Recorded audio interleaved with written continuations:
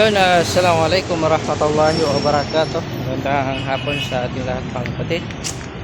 So, alhamdulillah, time check, stress na ng hapon. At ngayon nagkandak hobby. At siyempre nag-ablution.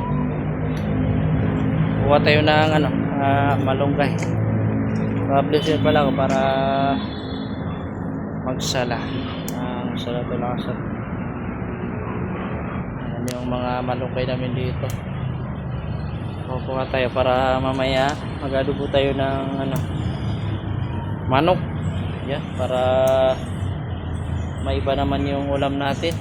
Hindi puro karninas. Yan, masyadong napaka-fresh yan mga kapatid, no?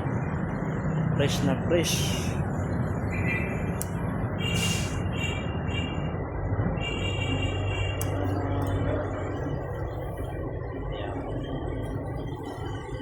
Yun, pag tinula natin ng manok.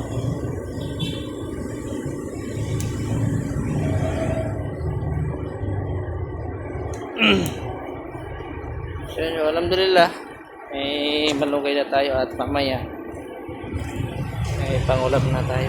At siyempre kailangan natin magsala ng salatul asr. Kahit nasa tayo, huwag natin kalimutan magsala, no? Dahil ang sala ito yung pinakaunang pupuntahin paman na kumagitong si Salong Anamori o makapasagyan ko ito sambayang tanong pagkapasagyan ko ito lang na galaptan kung magtagumpay ang ating mga sala. Lahat ng ating mga amal na mabubuti ay magtatagumpay.